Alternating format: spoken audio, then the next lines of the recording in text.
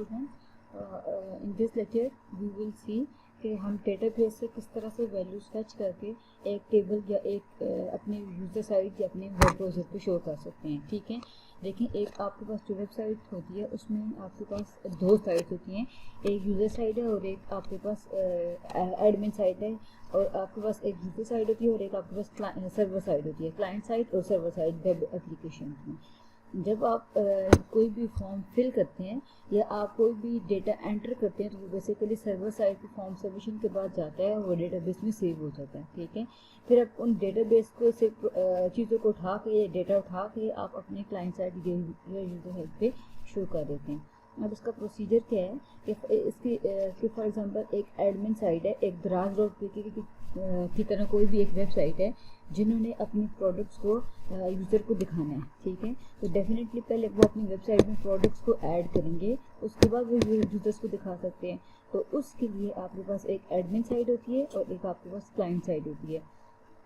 Admin site basically क्या है कि एडमिन प्रोडक्ट्स को एंटर करेगा डेटाबेस में और फिर यूज़र साइट पे वो डेटाबेस से प्रोडक्ट्स बेसिकली यूज़र्स को अवेलेबल होती हैं। ये आपके पास पूरी हायरार्की होती है। मैं रिपीट करती हूँ कि जब भी आपके पास कोई ई कॉमर्स टाइप वेबसाइट है जिसमें आपने कुछ अपने प्रोडक्ट्स को डिस्प्ले करवाना है यूज़र साइट पे, तो पहले एडमिन साइट से यूज़र जो एडमिन होगा वो उनको डेटाबेस में एंटर करेगा और फिर वो प्रोडक्ट्स आपको डेटाबेस में से यूज़र साइट पे नज़र आ रही होती हैं। ठीक है, यही आपके पास डिफरेंट, अगर कोई मेडिकल स्टोर है तो वो मेडिकल की प्रोडक्ट्स को वहाँ पे रखेगा, अगर कोई इलेक्ट्रॉनिक्स की स्टोर है तो वो इलेक्ट्रॉनिक्स की प्रोडक्ट को डेटाबेस में डाल के उनको यूज़र साइट पे शो करवाएगा। ये एक वे है कि अपने यूज़र साइट पे प्रोडक्ट्स को डिस्प्ले करवाने का। ठीक है, और कोई भी डेटा अगर आपने डिस्प्ले करवाना हो यूज़र साइट पे तो आज हम देखेंगे कि हम डेटाबेस से किस तरह से डेटा उठा के उसको यूज़र साइट पे डिस्प्ले करवाते हैं। ठीक है, एडमिन डेटा, अब हम ये सपोज करेंगे कि एडमिन ने डेटा को पुट कर दिया है डेटाबेस में। अब वो एडमिन डेटाबेस से यूज़र साइट पे प्रोडक्ट्स को डिस्प्ले करवाएगा। ठीक है, तो लास्ट लेक्चर में हम ये देखा था कि हम डेटाबेस में किस तरह से डेटा पुट कर सकते हैं। ठीक है, एक टेबल है, एक डेटाबेस क्रिएट किया, एक डेटाबेस से एक टेबल क्रिएट किया। एक टेबल के अंदर हमारे पास 3 डिफरेंट फील्ड्स थी, यूज़र नेम, पासवर्ड और CNIC नंबर, और वो हमने किस तरह से यूज़र से लेके उसको डेटाबेस में स्टोर किया। ठीक है, अब हम ये देखेंगे कि डेटाबेस में जो डेटा हमने स्टोर कर दिया, अब डेटाबेस से डेटा को उठा के किस तरह से हम क्लाइंट साइड पे शो करवा सकते हैं। ठीक है, आज हम इस लेक्चर में ये चीज़ बेसिकली देखेंगे। सबसे पहले मैं अपाची या MySQL को स्टार्ट करती हूँ, फिर मैं आपको सिखाना शुरू करती हूँ। अच्छा जी, आज हम देखेंगे कि हमने किस तरह से डेटा को लेना है और हमने बेसिकली उसको शो करवाना है। अच्छा, डेटाबेस में डेटा इंसर्ट करने के लिए जो कमांड है वो है basically insert into table name, table की फील्ड्स, वैल्यूज़, और जो वैल्यूज़ आपने उसमें एंटर करवानी है। ठीक है, और अगर आपने टेबल से डेटा लेना है तो उसकी क्या कमांड है, सेलेक्ट की कमांड के थ्रू आप टेबल से एक डेटाबेस के टेबल से डेटा को गेट करने के लिए जो कमांड है that is the select command. ठीक है, सेलेक्ट की कमांड के थ्रू आप डेटाबेस से डेटा को ले रहे होते हैं। ठीक है, एक और अगर आपने डेटाबेस में से किसी भी डेटा को डिलीट करना है तो आपके पास डिलीट की कमांड है। अगर आपने डेटाबेस में किसी भी डेटा को अपडेट करना है तो उसके लिए आपके पास बेसिकली अपडेट की कमांड है। आज हम इंसर्ट की कमांड हमने देख ली है, आज हम सिलेक्ट की कमांड देखेंगे, फिर इसके साथ हम डिलीट की कमांड देखेंगे, फिर हम अपडेट की कमांड देखेंगे। अभी हम देखते हैं कि हम सिलेक्ट की कमांड को किस तरह से यूज़ कर सकते हैं। ठीक है, सबसे पहले हमने कनेक्शन बिल्ड किया। ठीक है, कनेक्शन बिल्ड करने के बाद हम डेटाबेस हमने ऑलरेडी क्रिएट कर दिया हुआ था, हमने टेबल भी क्रिएट कर दिया हुआ था, टेबल में वैल्यू पुट कर दी हुई थी। अब हमने उस टेबल से वैल्यू को उठाना है। ठीक है, तो मैं एक और तरीका आपको सिखाती हूँ कि जब आप देखें आपके पास मल्टीपल PHP की फाइल्स हैं। ठीक है, एक वेबसाइट में आपके पास मल्टीपल PHP की फाइल्स हो सकती हैं। अब आपने हर पेज के ऊपर जाके कनेक्शन बिल्ड करना होता है। फॉर एग्जांपल मेरे पास देखें लॉगिन वैलिडेशन .php की फाइल थी, तो मुझे यहाँ पे कनेक्शन बिल्ड पहले करना पड़ा था। MySQLi उसको कनेक्ट के थ्रू मुझे पहले कनेक्शन बिल्ड करना पड़ा था। अब फॉर्म डेमोन्स्ट्रेशन में मैं गई थी तो भी मुझे कनेक्शन दोबारा से यहाँ पे एक रजिस्ट्रेशन यूज़र के नाम से एक फ़ाइल थी, तो मुझे इसमें भी कनेक्शन पहले बिल्ड करना पड़ा था। तो आसान वे क्या होता है कि आप एक ही फाइल बनाएं, उसमें कनेक्शन बिल्डअप कर दें और उस फाइल को आप अपने डिफरेंट फाइल्स में इंक्लूड करते जाएं। मैं भी आपको करके दिखाती हूँ। ये हमारा फोल्डर था और इसके अंदर हमारी सारी फाइल्स पड़ी हुई, ठीक है। एक आप ये कंसिडर कर लें, ये हमारी एक वेबसाइट का फोल्डर है और उसमें हमारी सारी फाइल्स पड़ी हुई हैं, ठीक है। एक वेबसाइट की सारी फाइल्स पड़ी हुई हैं। अब मैं क्या करती हूँ कि मैं ये जो कनेक्शन हमने बिल्ड किया है ना, ये कनेक्शन और रिसर्च कमांड, इसको मैं एक फाइल में लिखती हूँ और इस फाइल को मैं नेम दे देती हूँ connections.php,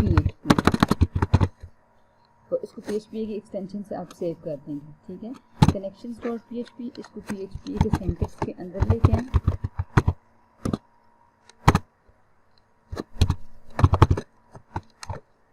इसको आपने PHP के सिंटैक्स के अंदर कर दिया।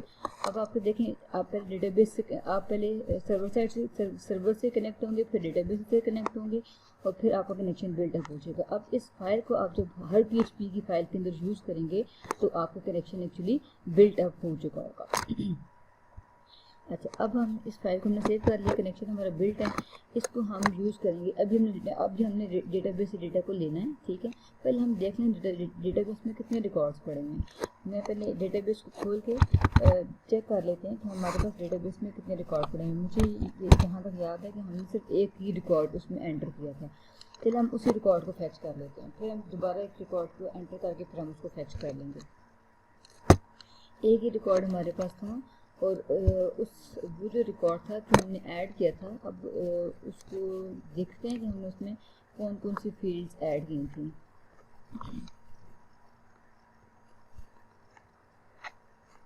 लेट इट गेट ओपन, फिर हम देखते हैं कि हमने कौन कौन सी फील्ड्स ऐड की थी और इनको हम किस तरह से यूज़र साइड पे डिस्प्ले करवा सकते हैं।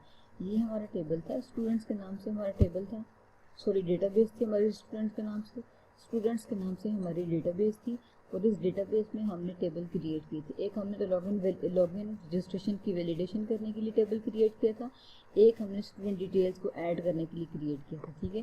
जो स्टूडेंट की डिटेल्स हमने ऐड की हुई हैं, इनको फिर बेसिकली हम फैच करेंगे एक दूसरे पेज के ऊपर। अब ये देखें, ये हमारे पास बेसिकली यूज़र का नेम पासवर्ड एंटर्ड है, ठीक है। इसको हम फिलहाल डिलीट कर देते हैं, ये फील्ड हमें नहीं चाहिए क्योंकि ये एम्प्टी है, इसलिए मैंने इसको डिलीट कर दिया। अब ये हम डेटा बेसिकली फैच करेंगे एक पेज के ऊपर, ठीक है। तो चलिए अब इसको हम करके ज़रा देखते हैं कि हम किस तरह से इसको फैच कर सकते हैं।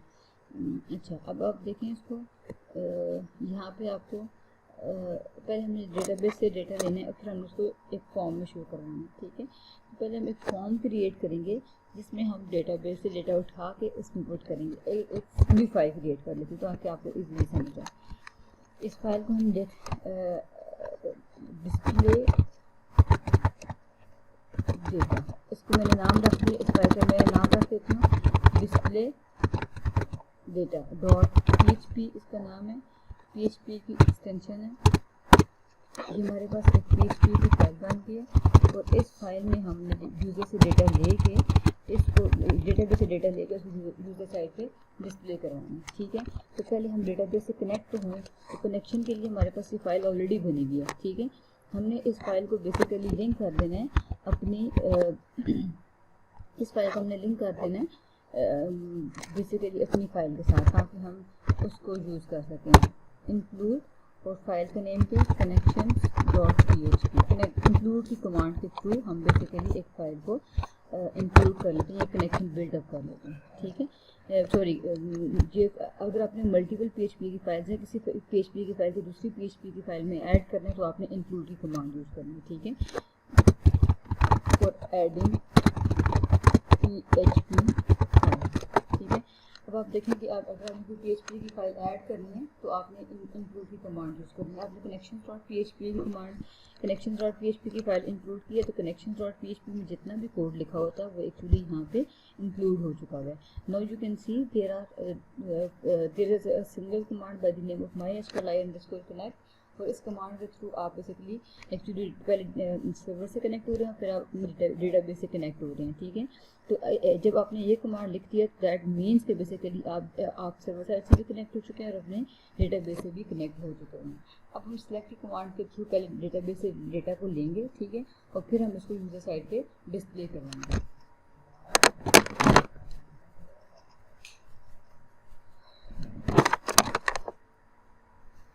So let's start. सबसे पहले हमारे पास क्या है कि हमने डेटाबेस से डेटा को उठाना है, ठीक है। तो हमारे पास उसके लिए कमांड क्या है, सिलेक्ट की कमांड है, सिलेक्ट स्टैटिक फ्रॉम, टेबल का नेम क्या था, टेबल का नेम था हमारे पास, यहाँ से हम देख लेते हैं टेबल का क्या नेम है, स्टूडेंट डिटेल्स के नाम से हमारे पास टेबल का नेम था। स्टूडेंट डिटेल्स के नाम से जो टेबल का नेम है उसमें से आपने डेटा को उठाना है, ठीक है। जो स्टूडेंट के नाम से जो डेटा 1 सेकेंड, जो स्टूडेंट के नाम से आपके पास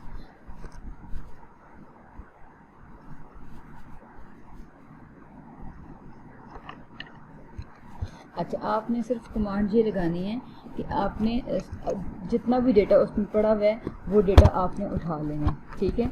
इसको इन्वर्टेड कॉमा में लिखेंगे, मैंने आपको पहले भी सिंटेक्स बताया हुआ है, और इसको हम कैपिटल करके लिखते हैं। सिलेक्ट स्टैटिक, स्टैटिक का मतलब क्या है कि जितनी भी एंट्री फील्ड्स हैं उन सबको फैच कर लो। कि स्टूडेंट डिटेल्स में कितनी फील्ड्स थी हमारे पास फील्ड थी, उसमें एक स्टूडेंट आईडी, स्टूडेंट नेम और स्टूडेंट पासवर्ड, ठीक है। इन तीनों फील्ड्स को फैच कर लो। स्टैटिक का क्या मतलब होता है, तीनों फील्ड्स को फैच कर लो।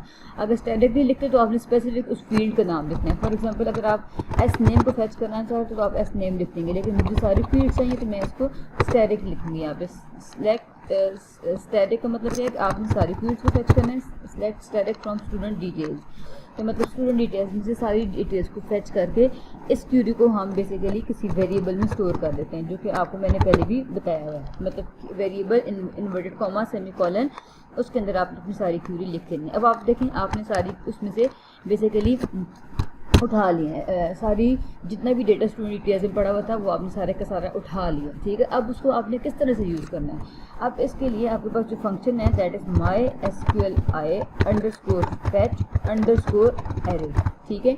ये फंक्शन है, इस फंक्शन के थ्रू, इस फंक्शन को आप जो पहला वेरिएबल पास करते हैं वो बेसिकली आप वो अपनी क्यूरी पास करते हैं। सेकंड वेरिएबल इसको आप पास करेंगे mysql_, इसमें क्या mysql_associative ASSOC, ठीक है। इसका मतलब क्या है कि जो डेटा आपने फैच किया हुआ है वो एक एसोसिएटिव एरे की फॉर्म में आपके पास आ रहा है, ठीक है। जो डेटा आप फैच कर रहे हैं वो आपके पास वो बेसिकली आपके पास एक एसोसिएटिव एरे की फॉर्म में आपके पास आ रहा है, ठीक है। इसको आपने किसी भी एक वेरिएबल के अंदर पुट कर देना है। इसको मैंने एक रो वेरिएबल में पुट कर दिया। मैं आपको दोबारा से बताती हूँ, अच्छा मैं आपको दोबारा से ये करके बताती हूँ कि यहाँ पे मुझे एक एरर नज़र आ रहा है। Let me check what is that.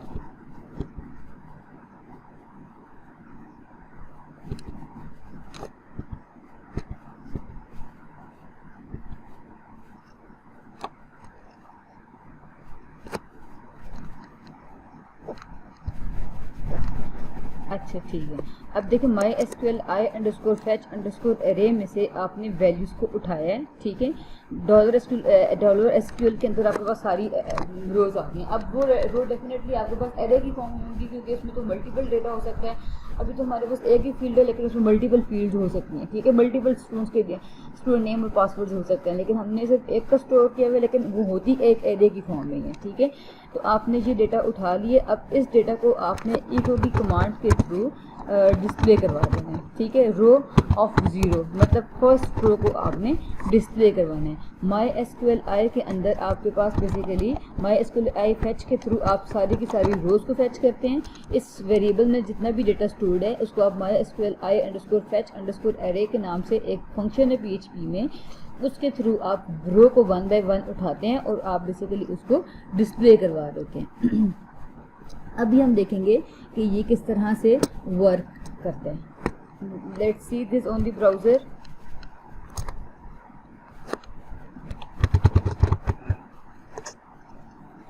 हमारे पास अभी जो फाइल हमने क्रिएट की है उसका नाम है displayData.php। mysqli expect parameter 1 to be SQLi result string given in। अच्छा अब इसमें ये यहाँ पे अच्छा हमने ये क्यूरी तो लिख दिया, लेकिन हमने इस क्यूरी को पहले एग्जीक्यूट नहीं किया। आप इसमें पहले आप इस क्यूरी को एग्जीक्यूट करेंगे, ठीक है। इसको हम किसी एक और वेरिएबल में सेव कर देते हैं। इसको हम पहले एग्जीक्यूट mysqli_query इसको हम एग्जीक्यूट करेंगे। इसको हम पहले कनेक्शन पास करते हैं। पहला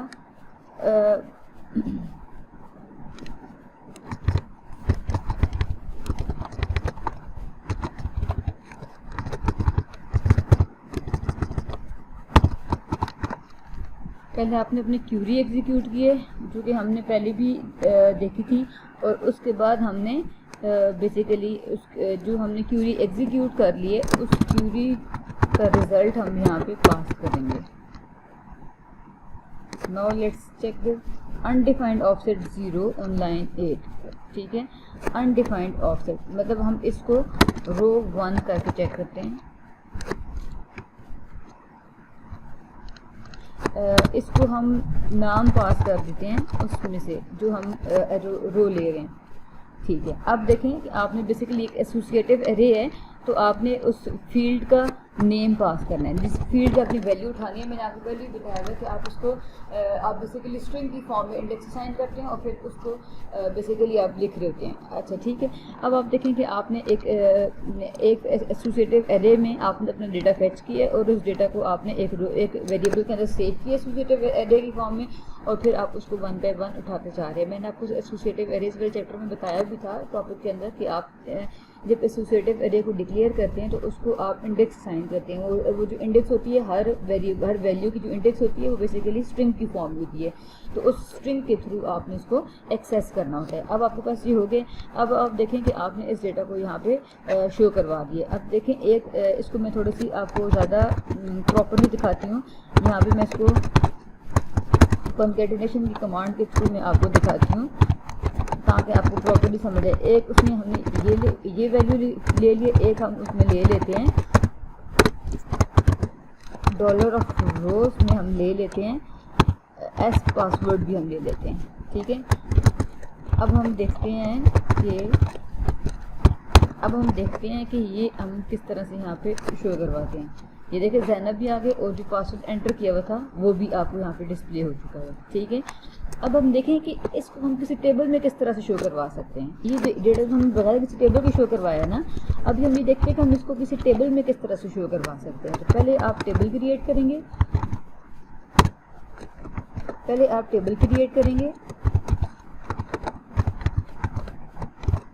ठीक है, अच्छा इस फाइल को अब आप ऐसा करें कि आप इस फाइल को एक HTML की एक्सटेंशन से सेव भी करें। पहले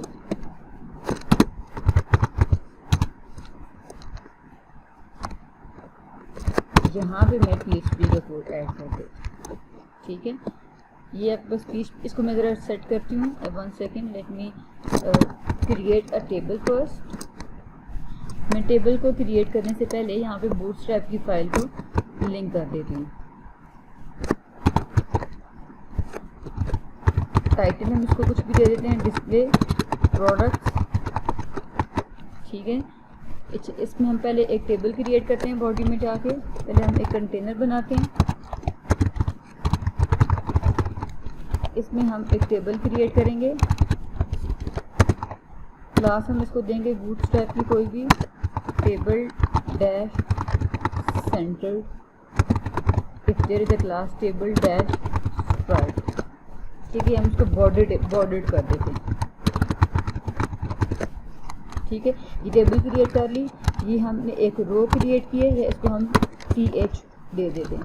एक रो क्रिएट किए TR, और इसको हम बेसिकली इसके अंदर एक कॉलम क्रिएट करते हैं जिसमें हम अपनी वैल्यूज़ को शो करवाएंगे। पहली वैल्यू जो हम शो करवाएंगे वो स्टूडेंट नेम है। ठीक है, जो दूसरी वैल्यू हम शो करवाएंगे वो हमारे पास स्टूडेंट पासवर्ड है। ठीक है, ये 2 फील्ड्स हम शो करवाएंगे। अब आप देखें, अब पहले हमने टेबल को क्रिएट किया है। मैं आपको ज़रा दिखाती हूँ, तो उसमें इसको मैं थोड़ी सी देर के लिए फुल कमेंट करती हूँ ताकि आप इसको प्रॉपरली अंडरस्टैंड कर सकें। ठीक है,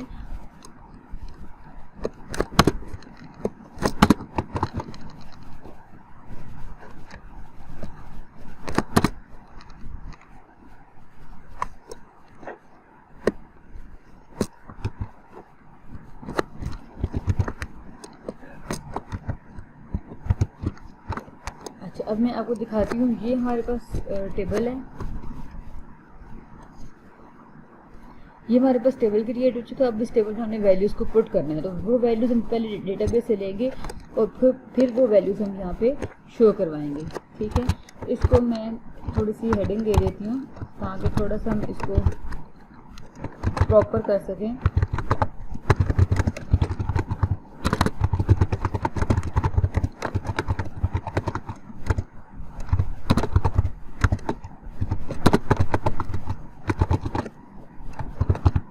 ठीक है, ये टेबल हमने क्रिएट कर लिया है। इसको मैं थोड़ा सा वैसे अच्छा ठीक है। अब हमने डेटाबेस में से वैल्यू को उठा के यहाँ पे पुट करना है। ठीक है, तो उसके लिए हमारे पास क्या तरीका है। अब आप देखिए TR एक रो यूज़ करेंगे, एक रो के अंदर कॉलम में आप पहली वैल्यू को डेटाबेस में से उठा के पुट करेंगे, जहाँ पे आप सेकंड वैल्यू को उठा के डेटाबेस में से पुट करेंगे। ठीक है, अब आपने किस तरह से करना है, एक HTML के टैग के अंदर एक PHP का टैग आप लिखने लगे हैं, तो आप वो किस तरह से करेंगे। पहले आप PHP का सेंटेक्स लिखेंगे, ठीक है, और PHP के सेंटेक्स को आप बेसिकली PHP का सेंटेक्स लिखेंगे और PHP के सेंटेक्स को आप बेसिकली क्लोज करेंगे। ठीक है, इसके अंदर आपके पास आपकी कमांड आएगी। मैं आपको दिखा रही हूँ कि HTML के टैग में आपने PHP के टैग किस तरह से लिखना है। ये अब आप डायनामिक एक्चुअली कर रहे हैं, अपने टेबल को डायनामिक कर रहे हैं, डेटाबेस में से वैल्यू को उठा के आप यहाँ पे पुट कर रहे हैं। ठीक है, अब आप देखें कि आपके पास ये टेबल था, ये टेबल में हम डेटाबेस से वैल्यू को उठा के यहाँ पे हम लिखेंगे। ठीक है, तो ये कोड अब आपका जो है पहले एग्जीक्यूट होगा। इस कोड को हम यहाँ से उठाएंगे, इस कोड को हम यहाँ पे पुट कर देते हैं।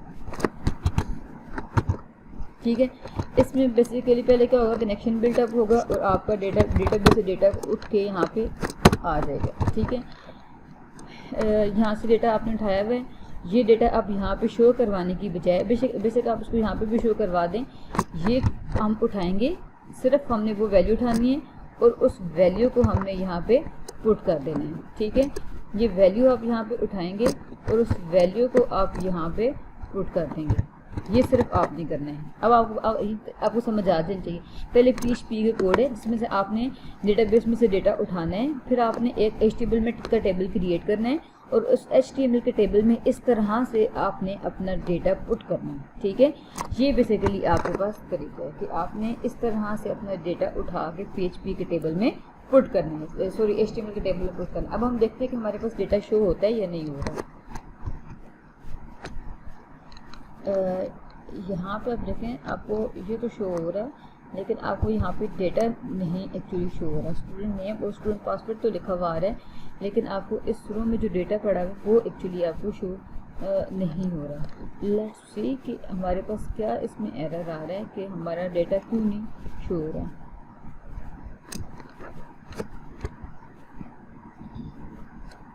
क्योंकि यहाँ पे हमने इको की कमांड नहीं लगा दी।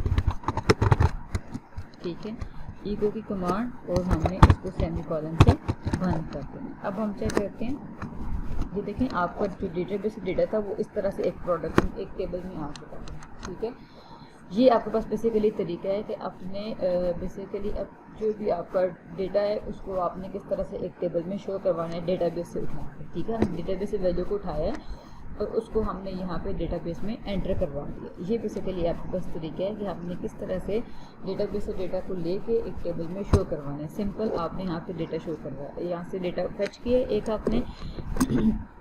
आपने डेटा को फेच किया और उसको आपने एक टेबल में शो करवा दिया। अभी हम ये देखते हैं कि अगर हमारे पास मल्टीपल रोज़ हैं फिर हम किस तरह से डेटा पुट करेंगे। देखिए, एक रो तो जो सिंपल है कि आपने उठा के डेटा पुट कर देना है, लेकिन मल्टीपल रोज है तो फिर आपको ज़ाहिर है लूप के थ्रू डेटा को पुट करना पड़ेगा। तो फिर आप वो लूप किस तरह से लगाएंगे, अभी हम वो लूप लगाना देखते हैं। ठीक है, वो लूप आपने इस तरह से लगानी है। अब देखिए HTML की फाइल में हम PHP का कोड लिखते हैं। ठीक है, आपने यहाँ पे सबसे पहले देना है वाइल, आपने जब तक हमारे पास रोज हैं। ठीक है, वाइल, यहाँ पे हम वाइल की कंडीशन देंगे कि जब तक हमारे पास उसमें रोज़ आ रही हैं तो आप डेटा को उठा के उसमें पुट करते जाएंगे। ठीक है, ये जो आपके पास बेसिकली कमांड है इसको आपने एक यहाँ से उठाना है और इस कमांड को आपने वाइल की कमांड को पास कर देना है। ठीक है, वाइल जब तक इसमें रोज़ हैं, ठीक है, यहाँ पे जो आपको शो किया गया है कि जब तक इसमें रोज़ आ रही हैं, जब तक वाइल में जब तक इसमें रोज़ आ रही हैं, 1 सेकेंड यहाँ पे, ठीक है, जब तक रोज़ हैं तो आपने क्या करना है, डेटा को उठाना है, टेबल के अंदर पुट करना है। जब तक रोज़ हैं आपने डेटा को उठा के टेबल में पुट करना है, और फिर आपने इसके बाद आपने इसको इनक्लोज कर देना है, ठीक है। यहाँ पे मैं थोड़ा सा मैंने यहाँ पे गलती ये की है कि मैंने इसको इस रो के अंदर लिख देती हूँ, ठीक है, कि जब तक इसमें हमारे पास बेसिकली डेटा आ रहा है, जब तक डेटा आ रहा है तो डेटा को उठा के आपने लिखना है, ठीक है। ये कॉलम्स आपके पास मल्टीपल क्रिएट होने चाहिए एक रो के अंदर। और 1 सेकेंड, यहाँ पे मैं कुछ मिस्टेक कर रही हूँ कि बार बार रो क्रिएट होनी चाहिए ना, हर डेटा के लिए टेबल की एक रो क्रिएट होनी चाहिए। तो यहाँ पे आपके पास इस तरह से होगा, ठीक है, कि पहले रोज़ आएंगी, फर्स्ट रो आएगी, डेटाबेस की फर्स्ट रो आएगी, टेबल की एक रो क्रिएट होगी, उसमें डेटा पुट होगा और ये लूप बेसिकली बंद हो जाएगी, ठीक है। फिर फिर आपके पास नेक्स्ट रो आएगी, ठीक है, और फिर आपके पास इस तरह से साइकिल चलते जाएगा। नेक्स्ट रो आएगी, टेबल की नेक्स्ट रो क्रिएट होगी और आपके पास ये साइकिल इस तरह से चलता जाएगा। ये हमने वाइल लूप को स्टार्ट किया हुआ है, ये हमने PHP के कोड को एग्जीक्यूट किया हुआ है, और यहाँ पे हमने इस तरह से दोबारा से इसको एनक्लोज कर दिया, ठीक है। ये बेसिकली आपके पास पूरे का पूरा सिंटैक्स है जो कि अब आपको समझ आ जाएगा। मैं दोबारा से रिपीट करती हूँ आपके सामने ताकि आपको समझ आ जाए। देखें, एक्चुअली हम PHP के कोड HTML की फाइल के अंदर लिख रहे हैं, ठीक है। अब आप देखें कि हमने किस तरह से किया है। सबसे पहले इसको हम यहाँ से रिमूव कर देते हैं क्योंकि अब इसकी हमें ज़रूरत नहीं है, ठीक है। पहले हमने कनेक्शन बिल्ड किया, डेटाबेस से डेटा को उठाया, क्यूरी को एग्जीक्यूट किया, क्यूरी को एग्जीक्यूट करने के बाद एक HTML का टेबल क्रिएट किया। उस HTML के टेबल में अब हमने डेटाबेस की एक टेबल की सारी रोज़ को पुट करना है, ठीक है। एक रो के तो वाइल लूप की ज़रूरत नहीं है, लेकिन मल्टीपल रोज़ की तो एक लूप की ज़रूरत है। मतलब मल्टीपल रोज़ हैं अगर एक टेबल की डेटाबेस टेबल के अंदर, तो हमें एक लूप की ज़रूरत है, ठीक है। तो पहले हमने देखना है कि HTML के कोड में PHP के कोड हम किस तरह से लिखेंगे। तो आपने बेसिकली पहले एक रो क्रिएट कर देनी, मतलब हेडिंग दे देनी है कि हमने इसमें स्टूडेंट नेम और स्टूडेंट पासवर्ड एंटर करना है इस टेबल के अंदर, ठीक है। तो ज़्यादा बार रो क्रिएट होगी और उसमें डेटाबेस हर रो में डेटाबेस की एक रो आती जाएगी, ठीक है। टेबल की हर रो बार क्रिएट होगी और उसमें डेटाबेस की एक रो आती जाएगी। तो अब आपने मल्टीपल रोज को किस तरह से क्रिएट करने हैं, वाइल लूप लगानी है। वाइल लूप की में आपने ये क्यूरी एग्जीक्यूट करनी है ताकि आप रो को उठा दीजिए, ठीक है।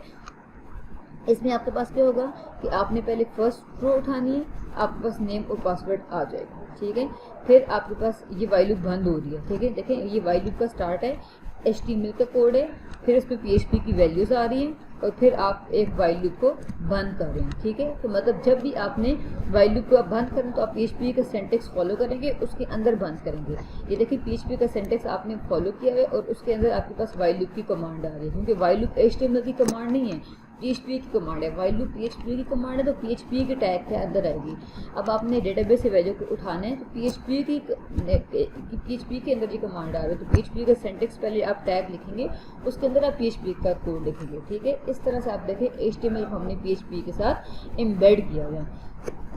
तो ये चीज़ आपको अब समझ आ जानी चाहिए, ठीक है। अच्छा, अब हम यहाँ पे अगर एसोसिएटिव ना लिखें तो भी हम इसको कर सकते हैं, मतलब हम न्यूमेरिक एरे उठा रहे हैं, मतलब यहाँ पे हम फिर अब देखिए, अब हमने स्ट्रिंग इंडेक्स दी थी ना, तो एसोसिएटिव एरे के लिए थी, लेकिन अब हम यहाँ पे बेसिकली अब हम यहाँ पे क्या करेंगे कि अब हमने इसमें से बेसिकली हमने फर्स्ट और सेकंड रो को उठा के हमने इसमें लिखना होता है, ठीक है।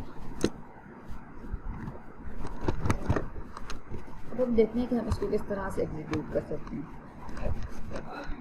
स्टूडेंट नेम और स्टूडेंट पासवर्ड, ठीक है। स्टूडेंट पासवर्ड में तो नाम आ चुका है, मतलब आप 0 और 1 को नहीं बल्कि आप 1 और 2 को उठाएंगे, ठीक है। तो इसमें देखें आप इस तरह से स्टूडेंट नेम और स्टूडेंट पासवर्ड को डिस्प्ले करवा रहे हैं। मतलब आपने एक वाइल लूप के थ्रू आपने किस तरह से अपना डेटा उठा के डेटाबेस से डेटा को उठा के आपने एक यूजर साइट पे डिस्प्ले करवा देना। तो ये बेसिकली आपके पास एक कमांड है कि आपने डेटाबेस से डेटा को किस तरह से उठा के आपने डेटाबेस से उठा के अपने टेबल पे शो करवाना है। ठीक है, अगर आपके पास सिंगल डेटा है तो आप उसमें सिर्फ कमांड यूज़ करेंगे जिस तरह से मैंने आपको पहले बताया। लेकिन अगर आपके पास मल्टीपल रोज हैं तो फिर आपने वाइल लूप को यूज़ करके अपने डेटा को डेटाबेस में शो करवाना है। ठीक है, ये आपको चीज़ आनी चाहिए। अब आप इसमें मल्टीपल रोज ऐड करके इसको चेक करेंगे। ठीक है, अभी मैं आपको ये बताती हूँ कि आपने डिलीट किस तरह से करना है। अगर आपके पास कोई डेटा पड़ा हुआ है डेटाबेस में तो आपने उसको किस तरह से डिलीट करना है। लेकिन इस लेक्चर में आपको ये समझ आ जानी चाहिए कि आपने किस तरह से डेटाबेस में से डेटा उठा के अपने किसी टेबल में शो करना है। अच्छा, मैंने लेक्चर को थोड़ा सा बीच में पॉज किया था, तो मैंने लेक्चर को पॉज करके इसमें कुछ वैल्यूज़ एंटर की हैं। ठीक है, तो इसमें एक और 2 रिकॉर्ड्स और एंटर किए हैं। रिकॉर्ड किस तरह से एंटर करते हैं वो मैंने आपको ऑलरेडी तरीका बता दिया हुआ है कि आपने डेटाबेस में से डेटा किस तरह से इंसर्ट करना है। जब मैंने ये मेरे पास वही कोड है, ठीक है, अभी जो मैंने आपको दिखाया था। और जब मैंने डेटा को एंटर किया और जब मैंने इसको रिफ्रेश किया तो ये डेटा देखे आपके पास सारी की सारी रोज इसमें एंटर होती जा रही है। इस तरह से आपने वाइल लूप के थ्रू डेटाबेस में डेटा एंटर कर देना है। तो इस तरह से आपको अब आ जाना चाहिए कि आपने किस तरह से डेटाबेस में डेटा रिट्रीव करना है। यहाँ पे मैं आपको दोबारा से बता देती हूँ कि ये आपके पास फॉर्म था जिसके थ्रू हमने डेटाबेस पे से डेटा पुट कर रखे। मैं इसको दोबारा एग्जीक्यूट करके दिखाती हूँ। फॉर्म डेमो नहीं था, फॉर्म डेमोन्स्ट्रेशन इसका नाम था।